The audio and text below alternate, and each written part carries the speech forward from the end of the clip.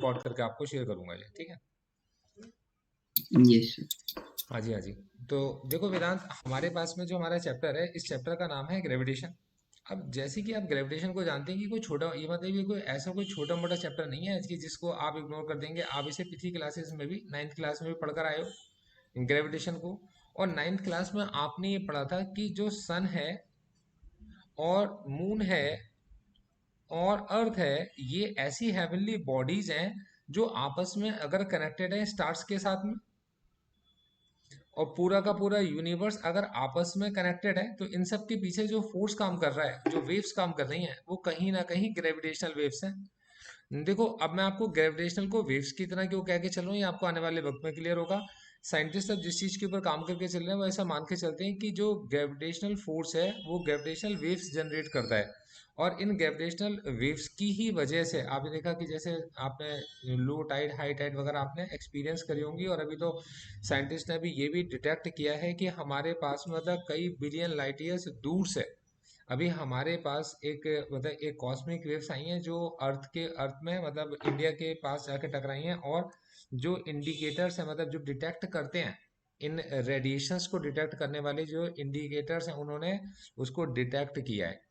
तो कहीं ना कहीं मतलब आप अब इस चीज के ऊपर जोर दिया जा रहा है कि यार ये जितने भी हेवनली बॉडीज हैं इनका कोई ना कोई आपस में कनेक्शन है, और ये जिस तरीके से कनेक्टेड है तो उनके लिए ग्रेविटेशनल फोर्स और यहाँ पर ग्रेविटेशनल वेव्स। अब इसका एक बेस्ट एग्जांपल मैं आपको देके चलता हूँ। आपने ऑब्जर्व किया होगा कि हमने एक मतलब देखिए, हमने ग्रेविटेशनल वेव्स का या ग्रेविटेशनल फोर्स का यूज किया, और यूज करते हुए अर्थ के चारों तरफ ऑर्बिट करते करते, ध्यान दीजिएगा, हमने अर्थ के चारों तरफ ऑर्बिट करते करते धीरे धीरे हम उन ऑर्बिट्स को इंक्रीज करते चले गए। कुछ इस तरीके से हम किसी एक लेवल पर ऑर्बिट्स को इंक्रीज करते चले गए, और हमने मतलब एक इतने कम खर्चे पर, जितने में एक ऑटो चलता है, जितने में एक ऑटो जाएगा, और हमने मार्स के ऊपर अपना एक स्पेस मिशन लॉन्च कर दिया। आपने सुना होगा इस बारे में, है ना।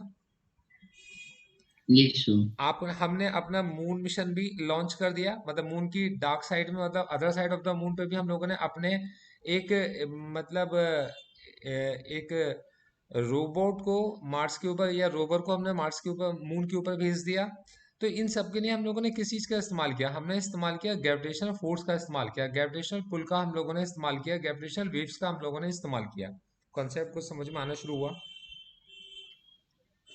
Yes sir. ठीक है, अब देखो, अब वैसे तो इनको अगर आप समझोगे तो हमारे पास में हमारे जो वेद वगैरह हैं उसके अंदर इनका काफी अच्छा वर्णन मिलता है, और इन डेप्थ वहाँ पर ये चीजें समझाई गई हैं, सिखाई गई हैं। लेकिन उन्हीं को थोड़ा और आगे जब मैकेनिकल तरीके से इन्वेंट किया गया, तो यहाँ पर कुछ प्लानिटरी मोशंस निकल कर आए, और इसको बोलते हैं आपके पास में थ्योरी ऑफ प्लानिटरी मोशंस। तो थ्योरी ऑफ प्लानिटरी मोशंस एक हमारे पास टॉपिक बनता है। तो थ्योरी ऑफ प्लानिटरी मोशन क्या होती है, जिसके अंदर हम लोग प्लैनेट्स के मोशन को अंडरस्टैंड करेंगे। ये तो होगी theory of planetary motion. Yes sir. ठीक है, अच्छा को थ्योरी ऑफ प्लानिटरी मोशन हमसे क्या कहती थी कि जितने भी प्लैनेट्स हैं, जिसके अंदर मतलब सन भी इंक्लूड है और जिसके अंदर स्टार्स भी इंक्लूड है, इन ये सब अर्थ के चारों तरफ, ये सब अर्थ के चारों तरफ ऑर्बिट करते हैं, मतलब अर्थ के चारों तरफ घूमते हैं। अब ऐसा क्यों था, क्योंकि अर्थ किसी को घूमती हुई दिखाई देती नहीं थी। हम कहाँ पर मौजूद थे, अर्थ के ऊपर मौजूद थे, और हम ये देख रहे हैं कि सन मॉर्निंग में राइज हो रहा है ईस्ट से, और सेट हो रहा है आपके पास में कहाँ पर, वेस्ट में जाकर। हम देखते हैं कि स्टार्स पूरे के पूरे मूव कर रहे हैं। क्या कभी आपने ये बात सोची है कि 360 डिग्री का ही एंगल क्यों होता है। सर पूरी अर्थ रोटेट करती है तो एक सर्कुलर एंगल बनाती, मतलब सर्कुलर पाथ बनाती है। अभी 360 डिग्री क्यों होता है, 350 डिग्री भी तो हो सकता है, 333 डिग्री भी हो सकता है, 390 डिग्री भी हो सकता था, एग्जैक्ट 400 डिग्री भी मेजर कर सकते थे आप इसको। आप इसे 360 ही क्यों बोलते हो।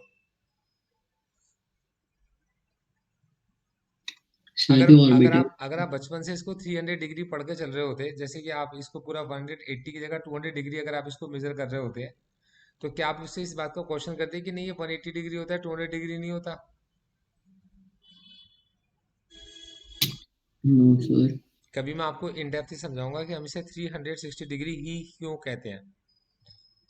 कभी आपने ये सोचा है कि मतलब कि जिस समय पर हम लोग, अभी तो हम टाइम को मेजर करने के लिए वॉच को यूज करते हैं, लेकिन ऐसा भी तो रहा होगा कि किसी ने फर्स्ट वॉच क्रिएट की होगी। भाई किसी ने तो फर्स्ट हम्म, वॉच को क्रिएट किया होगा ना।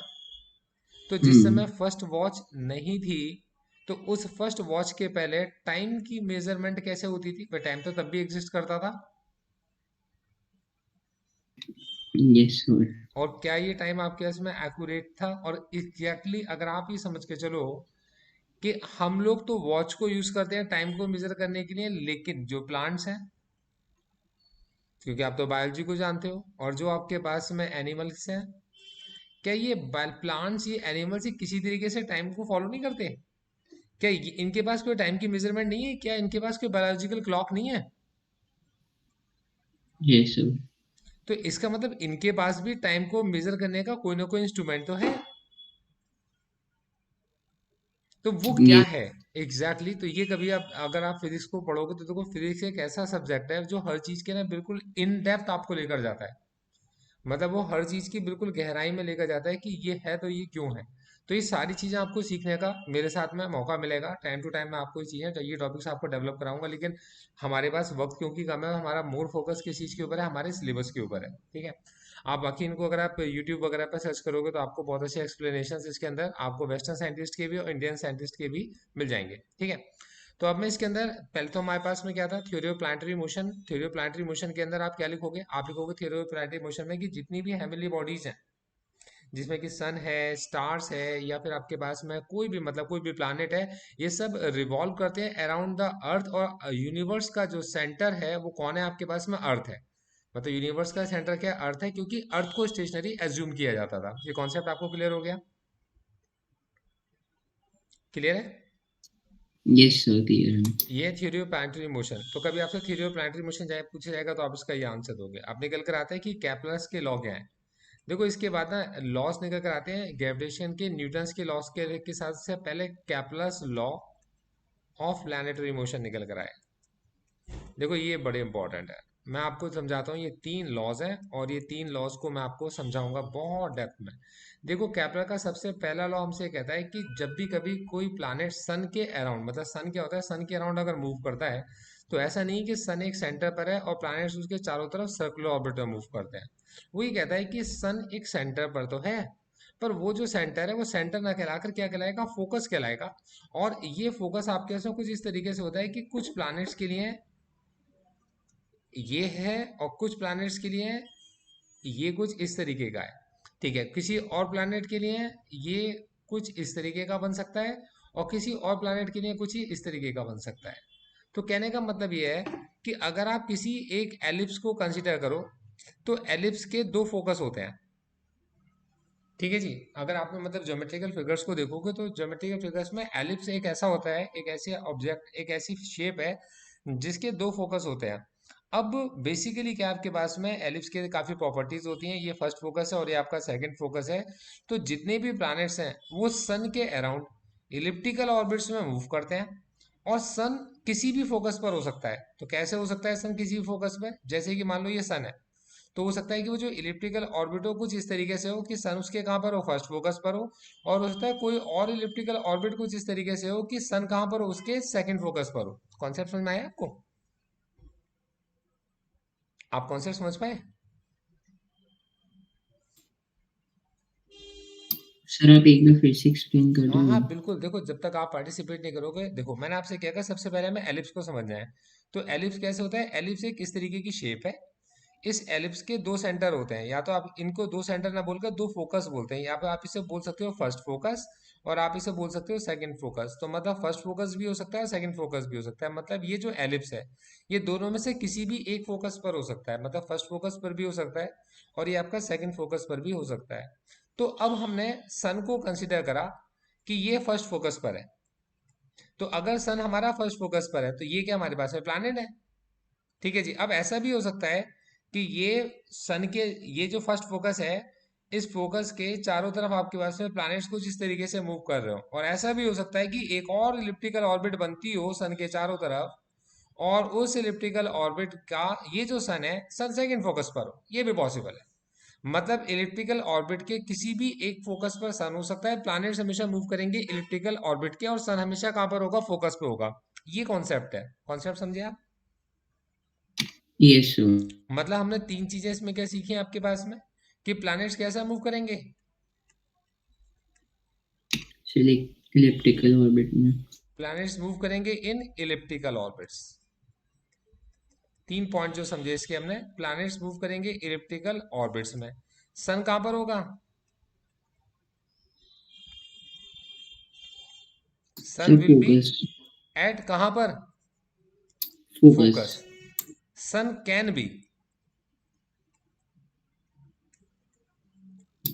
Eight any focus of the elliptical orbit. Concept समझे आप? Yes sir. मतलब कि ये जरूरी नहीं है कि हमने अभी तक तो ये सीखा है कि ये सन है, अर्थ ऐसे मूव कर रही है, कोई और प्लैनेट ऐसे मूव कर रहा होगा, कोई और प्लैनेट ऐसे मूव कर रहा होगा। अभी तक हमने ऐसे ही पढ़ा है ना। Yes sir. हमने क्या सीखा आपके पास में कि सन के चारों तरफ जो प्लैनेट्स हैं इलिप्टिकल या हाईली इलिप्टिकल या सर्कुलर ऑर्बिट्स के अराउंड मूव कर रहे हैं, और उसके अंदर प्लैनेट्स का डिस्टेंस सब लोगों ने पढ़ा, मरकरी, वीनस, अर्थ, मार्स, नेपच्यून, प्लूटो, है ना। हम्म। तो बेसिकली क्या है, जो पास में है वो कौन है? मरकरी है, फिर वीनस है, फिर अर्थ है। इस तरीके से पढ़ा हम लोगों ने। तो हम ये जो फिगर बना रहे हैं कैसी, ये 2 डायमेंशनल फिगर है। पर ये जरूरी नहीं है मतलब ये अगर आप देखोगे तो 2 डायमेंशनल फिगर एग्जिस्ट करती है, जरूरी नहीं है। सन आपके पास में मतलब किसी भी फोकस पे हो सकता है, और ये फिगर कैसी होगी? 3 डायमेंशनल होगी। मतलब ये एक लाइन में अलाइन करते होंगे, पॉसिबल नहीं है। हो सकता है कि एक थोड़ा सा ऊपर और एक थोड़ा सा नीचे हो सकता है, कहीं भी हो सकता है। क्लियर है?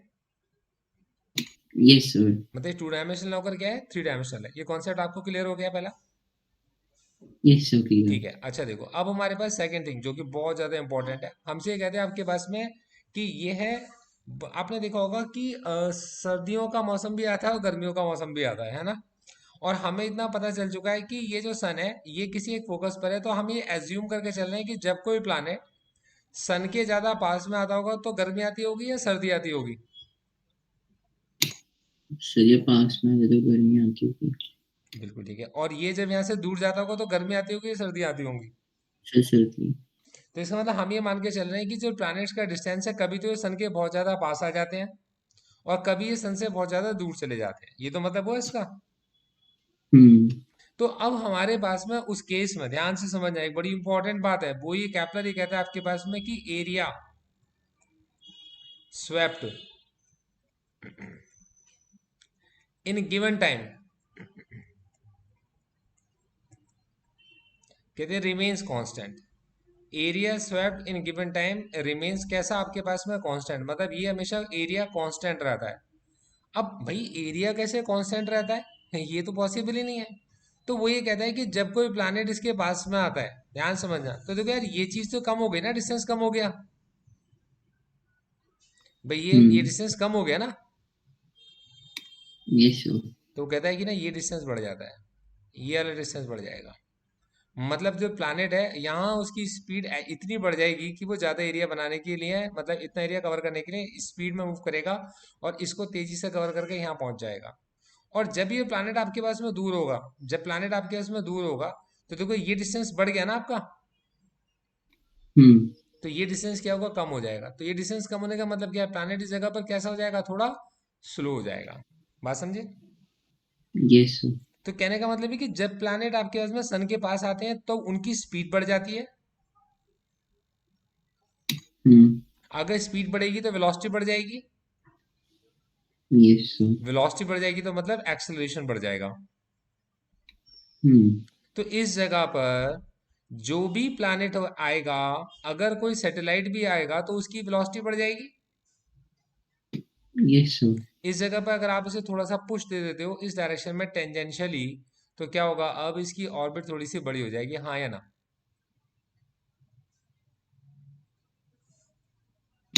Yes sir. वेलोसिटी बढ़ा दोगे थोड़ा सा और दूर चला जाएगा। अगली बार घूम के जैसे ही यहाँ पर वापस आएगा फिर से स्पीड बढ़ जाएगी ना। हम्म। तो आपको क्या करना है? आपको जैसे ही ये इस पी पॉइंट पर आता है, इस पी पॉइंट के पहुंचने पर आपने क्या करनी है? आपने अपने इंजन से एक एक्सेलरेशन प्रोड्यूस करना है, मतलब इंजन को आपने ऑन कर देना है। तो आपका पेट्रोल क्या इस पूरी जर्नी में खर्च हुआ? भाई आपका जो फ्यूल है क्या इस पूरी जर्नी के अंदर खर्च हुआ? सर नहीं। ये पूरी जर्नी आपने किस फोर्स से ट्रेवल करी है? ग्रेविटेशनल और ये फोर्स। ग्रेविटेशनल फोर्स किसका था? सन। सन का। कई बार अगर आप अर्थ के चारों तरफ किसी सैटेलाइट को मूव करा रहे हो तो ये ग्रेविटेशनल फोर्स किसका होगा? अर्थ। अगर आप किसी और प्लैनेट के चारों तरफ इसको मूव कराओगे तो वो फोर्स किसका होगा? उस प्लैनेट का होगा। हम्म। ठीक है। तो एग्जैक्टली exactly आपको किस जगह पर फोर्स लगाना है जहां पर उसकी वेलोसिटी मैक्सिमम होती है, मतलब जैसे ही घूम के इसके पास पहुंचता है। तो यहां पर ये कहता है आपके पास में कि एरियल वेलोसिटी को समझना बहुत ज्यादा जरूरी है, और ये जो एरियल वेलोसिटी है, ये जो एरियल वेलोसिटी है, एरियल वेलोसिटी रिमेन्स कांस्टेंट। मतलब ये कि एरियल वेलोसिटी कभी भी चेंज नहीं होती। मतलब ये कहने का हुआ कि जब ये प्लैनेट के पास ये डिस्टेंस थोड़ा सा कम होगा तो कुछ और डिस्टेंस बढ़ जाएगा। इसे एक एग्जांपल से समझते हैं। किसी ट्रायंगल का एरिया क्या होता है?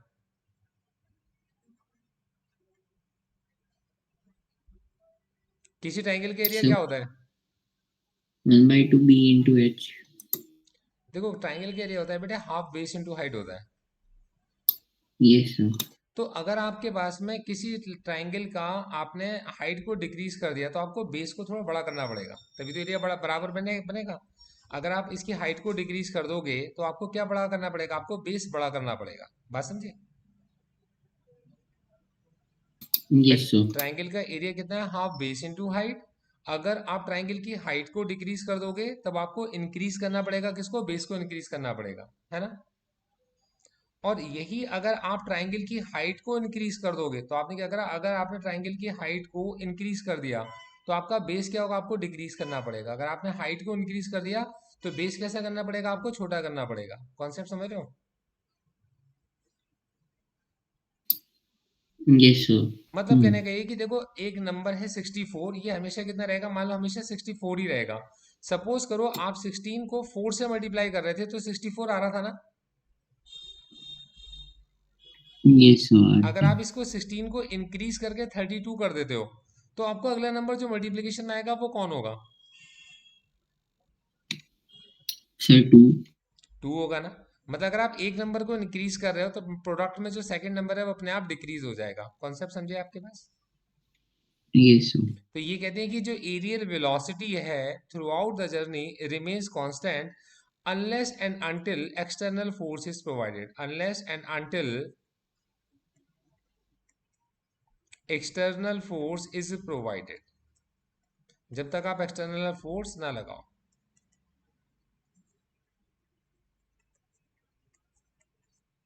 ठीक है जी? क्लियर हो गया? ये हमेशा कांस्टेंट रहेगी। दो प्लैनेट्स के बीच के जो एक एक प्लैनेट सन के चारों तरफ मूव कर रहा है वो हमेशा कांस्टेंटली मूव करता रहेगा। Area velocity remains constant. ये कॉन्सेप्ट आपको क्लियर हो गया? क्लियर है? हम्म। ठीक है। हम्म। अब देखो हमारे पास में आता है थर्ड लॉ ऑफ मोशन।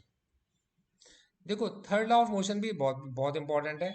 वो ये हमसे कहता है कि देखो, हम ये मान के चल रहे हैं कि जो ऑर्बिट है वो हाईली इलिप्टिकल ऑर्बिट है, और हम ये मान के चल रहे हैं कि जो ऑर्बिटल रेडियस है,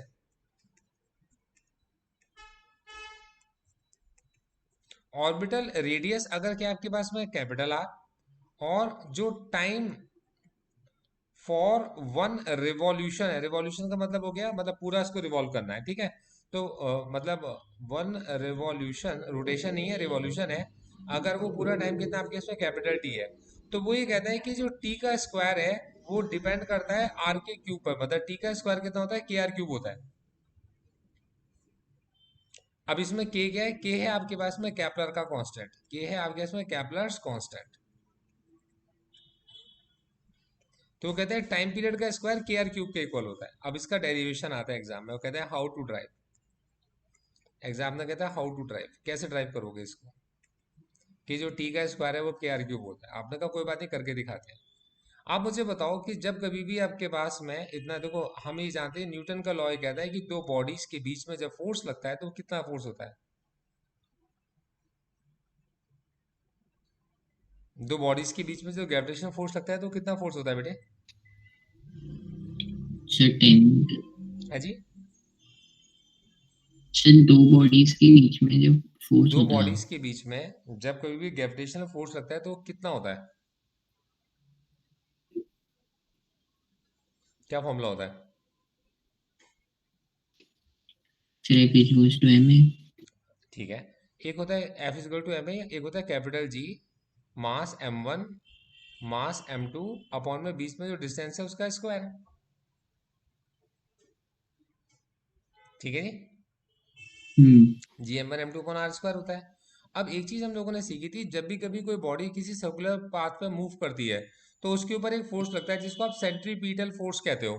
तो सेंट्रीपीटल फोर्स कितना होता है?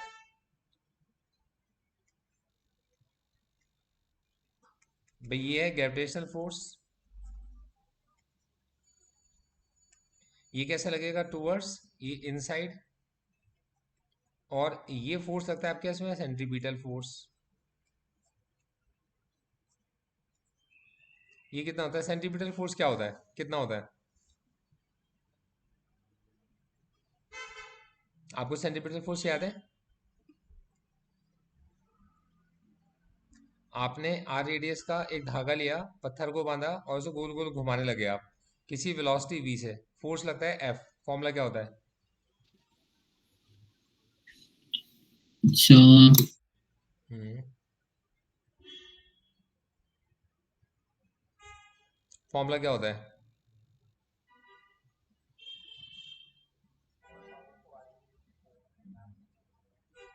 कोई नहीं, रिकॉल तो करो।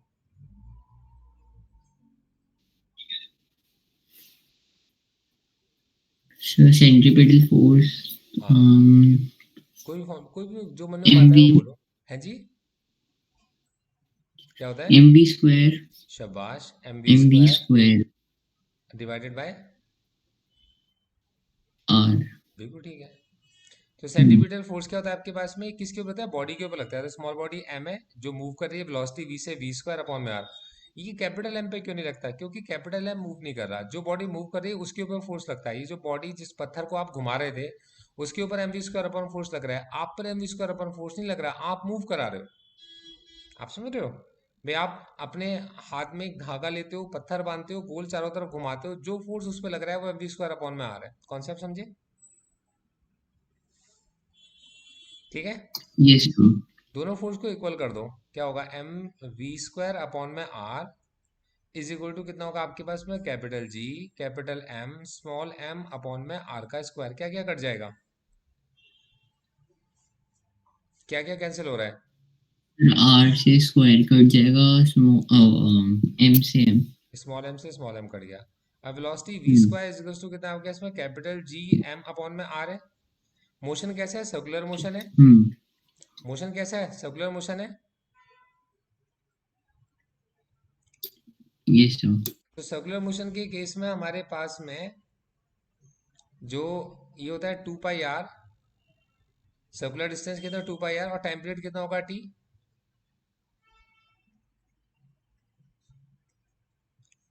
भाई जो डिस्टेंस हम्म। ट्रेवल करेगा 2 पाई आर अपॉन में कितना टाइम, कितना हो गया? टी हो गया। ठीक है, अगर इसमें भी आपको डाउट है तो मैं एक और चीज सिखा सकता हूँ आपको, ऑल्टरनेट।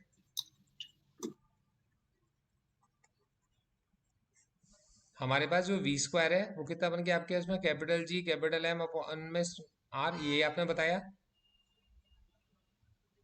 वेलोसिटी वी का ओमेगा के साथ एक फॉर्मूला होता है आर ओमेगा, पढ़ाया आपने फॉर्मूला?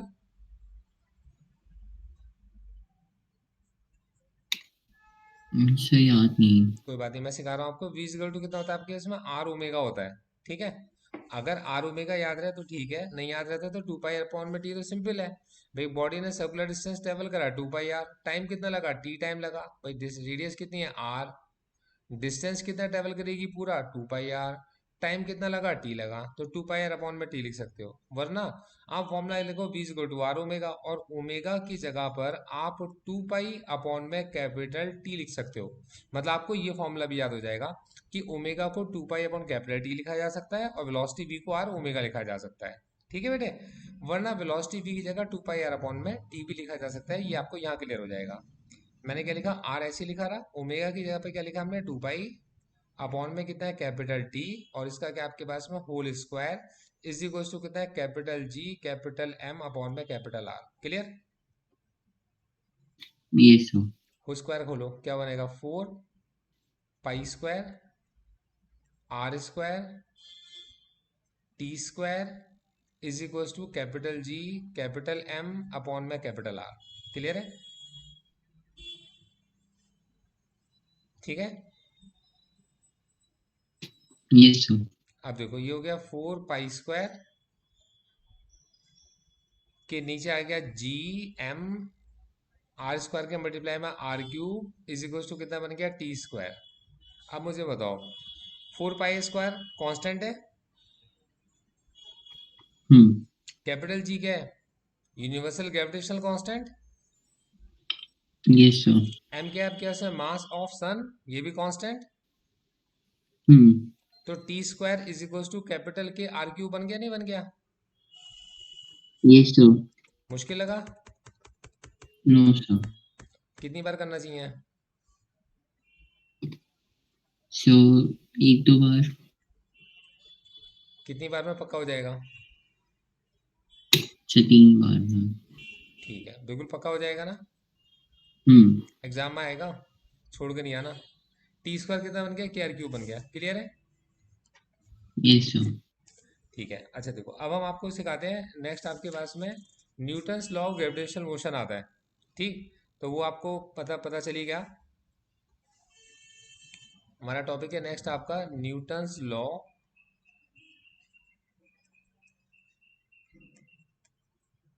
कैप्लर्स लॉ के बाद लॉ ऑफ ग्रेविटेशनल मोशन।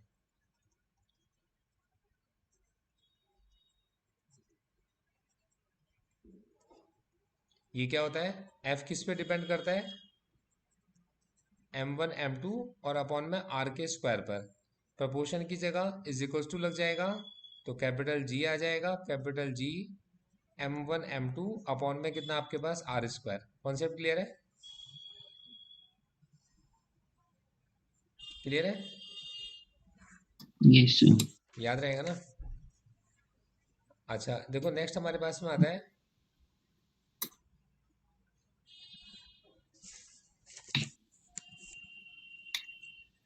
देखो नीचे आती है acceleration due to gravity. Next topic है आपका एक्सेलरेशन ड्यू टू ग्रेविटी। बहुत इंपॉर्टेंट टॉपिक है, बहुत ही ज़्यादा इंटरेस्टिंग है। बहुत सारी चीज़ें इसके अंदर आपको नई सीखने को और समझने को मिलेंगी। कुछ आपको मतलब ऐसे प्रूफ भी मुझे समझाने पड़ेंगे जो मतलब इसमें अप्लाई हो रहे हैं, तो मैं आपको बड़ा इजी तरीके से आपको याद भी करा दूंगा अभी के अभी। तो देखो एक्सेलरेशन ड्यू टू ग्रेविटी का सीधा सा मतलब ये निकल कर आता है कि अगर कभी भी कोई एक हैवी ऑब्जेक्ट और एक कोई आपके पास में लाइट ऑब्जेक्ट है, तो यार देखो हैवी ऑब्जेक्ट है और लाइट ऑब्जेक्ट है, इन दोनों के बीच में कोई डिस्टेंस है और वो कितना आपके पास में, मैं इसको आर ले लेता हूँ। ठीक है, तो ये इनके बीच में डिस्टेंस कितना आपके पास में आर है। तो हैवी ऑब्जेक्ट का मास कितना होगा? Capital M. और स्मॉल ऑब्जेक्ट का मास कितना होगा? Small M. ठीक है जी, तो अब यहाँ पर हम ये लेके चलते हैं कि जो कैपिटल एम है वो बहुत ज़्यादा बड़ा है। किससे? स्मॉल एम से बहुत ज़्यादा बड़ा है। तो उस कंडीशन में जो, मैं इसको फर्स्ट बॉडी उसको सेकंड बॉडी मान लेता हूँ, तो ये मेरे पास फर्स्ट बॉडी है और ये मेरे पास सेकंड बॉडी है। ठीक है, तो m1 क्या है आपके पास में? फर्स्ट बॉडी है जिसका मास कितना है? कैपिटल एम है। और m2 क्या है आपके पास में? सेकंड बॉडी है जिसका मास क्या है? स्मॉल एम है। और m1 क्या है? m2 से बहुत बड़ा है। अब मैंने क्या देखा? फोर्स निकाला फर्स्ट बॉडी पर बिकॉज ऑफ सेकंड बॉडी। तो फर्स्ट बॉडी पे सेकंड बॉडी की वजह से जो फोर्स लगेगा वो कितना होगा? कैपिटल जी मास m1 मास m2 और अपॉन में कितना होगा आपके पास? आर का स्क्वायर। हाँ है ना? ठीक है। Yes sir. अब इसकी वजह से फर्स्ट बॉडी के अंदर एक एक्सलेशन प्रोड्यूस होगा, मतलब फर्स्ट बॉडी के अंदर एक एक्सलेशन प्रोड्यूस होगा m1 a1 is equal to capital G m1 m2 upon में कितना होगा आपके पास? आर स्क्वायर होगा। क्लियर? Yes sir clear. क्या कैंसिल आउट हो रहा है? सर M1 से M1। ठीक है, तो एक्सलेशन ऑफ फर्स्ट बॉडी कितना होगा? Capital G mass of second body upon में कितना होगा? आर का स्क्वायर। हाँ है ना? क्लियर? Yes sir. अच्छा अब मैं मान के चल रहा हूं, अब मुझे निकालना है force on second body because of first body. वो कितना फोर्स होगा?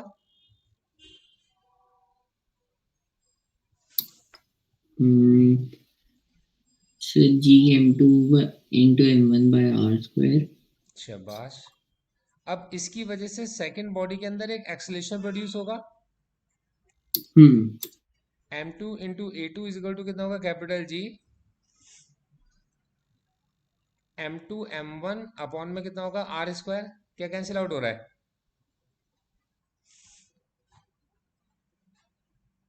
क्या कैंसिल हो रहा है? सर M2 से M2। ठीक है, तो आपके पास a2 कितना हो गया,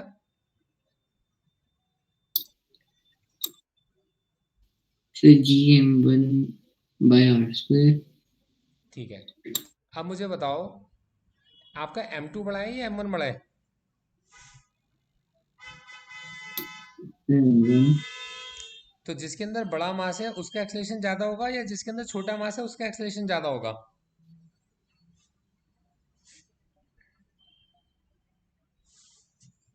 सर छोटे मास का। देखो, इसके अंदर g और आर स्क्वायर है कांस्टेंट, इसके अंदर भी g अपॉन आर स्क्वायर है, ये भी क्या दोनों में बिल्कुल सेम है ना?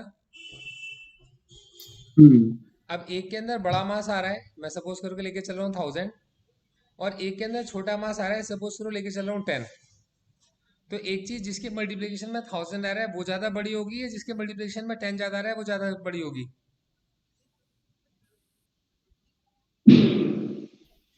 सर जिसके मल्टीप्लिकेशन में 1000 आ रहा। शाबाश। तो आप ये लिखोगे एज, ये जो m1 है वो बड़ा है, ये गलती कर दी, m2 उल्टा लिख दिया हमने इसको। जिसके अंदर m2 है वो छोटा मास है, वो कितना आपके पास में 10 है, और जिसके अंदर m1 है वो बड़ा मास है, वो कितना आपके पास में 1000 है ना? तो आप क्या लिखोगे एज, ये जो मास m1 है ये बहुत बड़ा है एज कंपेयर टू m2, इसकी वजह से जो सेकंड बॉडी में एक्सेलरेशन होगा वो बहुत बड़ा होगा फर्स्ट बॉडी में जो एक्सेलरेशन प्रोड्यूस हुआ। क्लियर है? सर तो स्मॉलर बॉडी का एक्सेलरेशन ज्यादा होगा ना। हाँ, तो स्मॉलर बॉडी का एक्सेलरेशन ज्यादा है, तो स्मॉलर बॉडी ज्यादा वेलोसिटी गेन कर लेगी, तो स्मॉलर बॉडी जल्दी फास्ट मूव कर जाएगी, because of which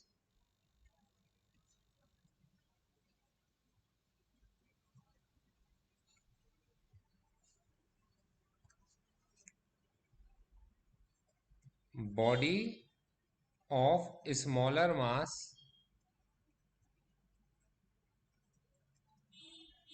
gain high velocity quickly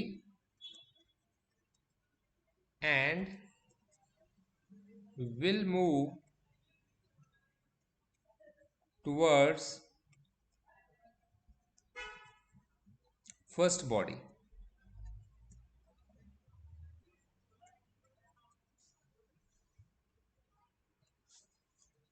This is the reason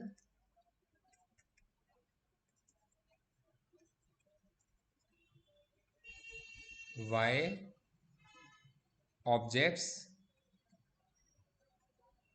fall towards earth. Clear है? क्लियर हुआ? Yes sir.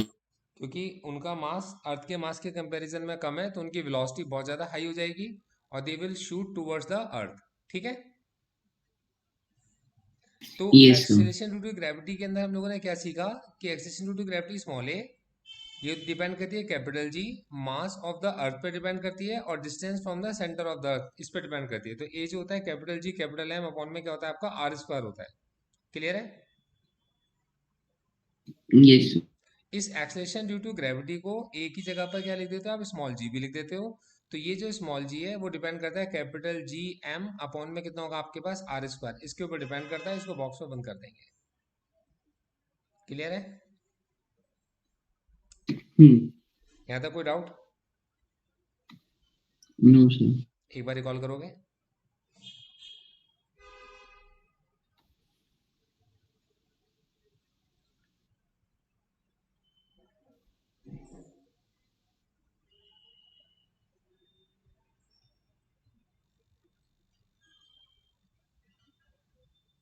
तो आज की क्लास में आपने सबसे पहले क्या सीखा?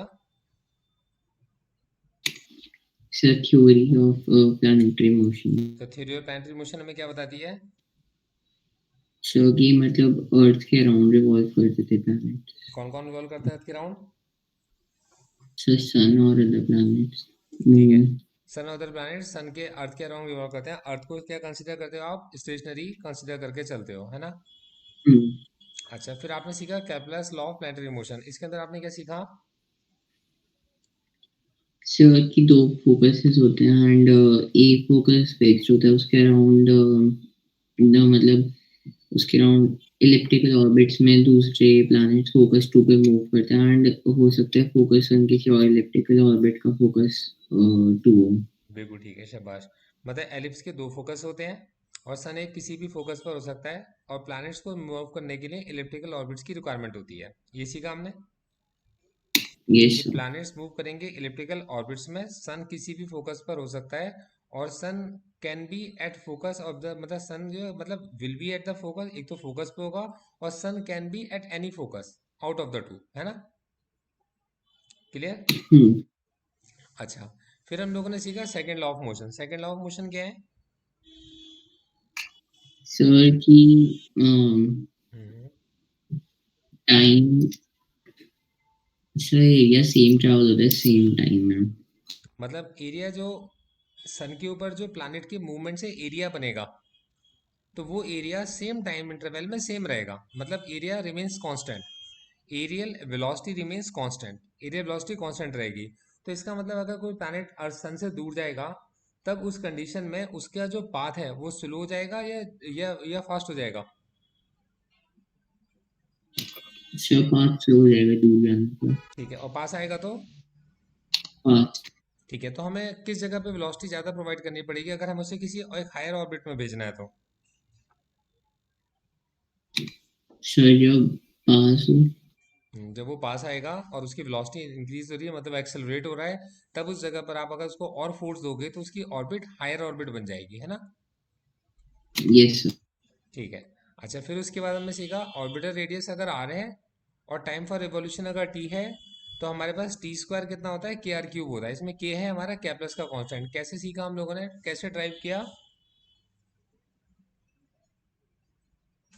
सर फोर्स को हमने G M, G capital M small M by R square रख दिया एंड ठीक फिर। ठीक है दो। और ये फोर्स को बोलते हैं ग्रेविटेशनल फोर्स, है ना? इनसाइड है, यस। मतलब टुवर्ड्स सन लग रहा है ये फोर्स किसी प्लैनेट के ऊपर, और प्लैनेट पर एक बाहर की डायरेक्शन में भी फोर्स लग रहा है। वो फोर्स क्या होगा? Centripetal force. कितना होगा वो? Centripetal force. हाँ, और इसकी वैल्यू कितनी होगी? सर सेंट्रीपिटल फोर्स ही।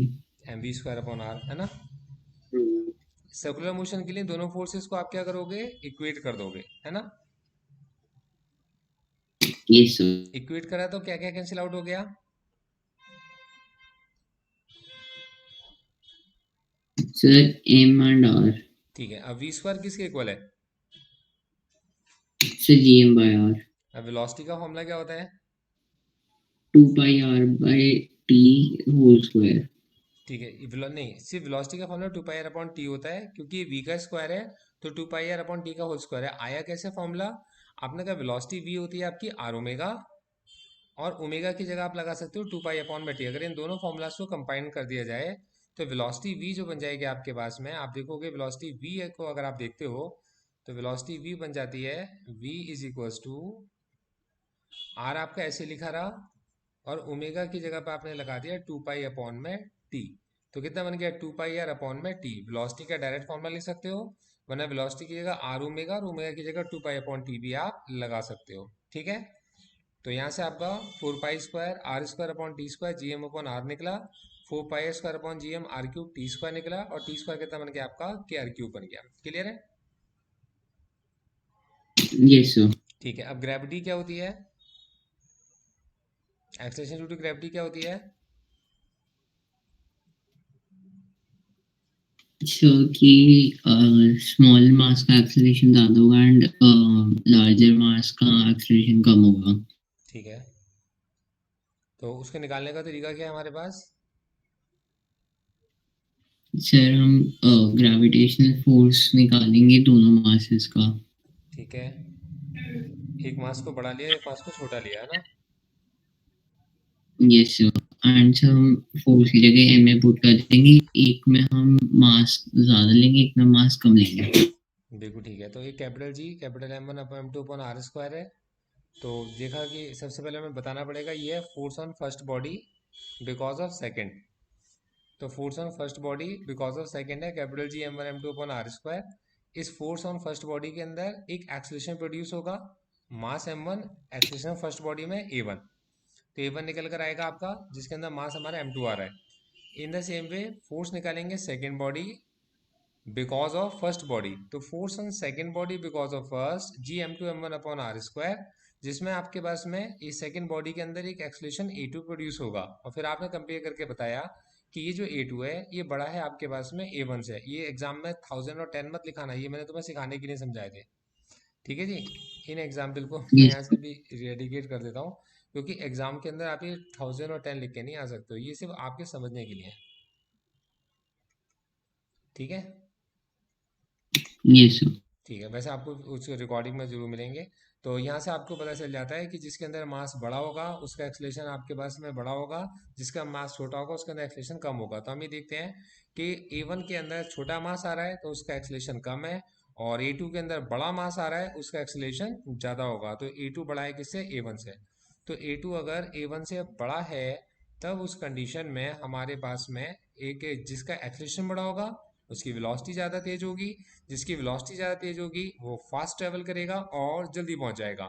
तो एक्सेलरेशन ड्यू टू ग्रेविटी होती है capital G capital M upon में आर स्क्वायर। क्लियर है? यस सर भैया। पक्का? मैं आपको इसके बाद में आपको देखिए अभी अभी 6:45 हो रहा है, 7:30 तक का आपको टाइम दे रहा हूँ। 7:30 तक ये सारा काम आपने दो दो बार कंप्लीट करके मेरे को भेजना है। ठीक है?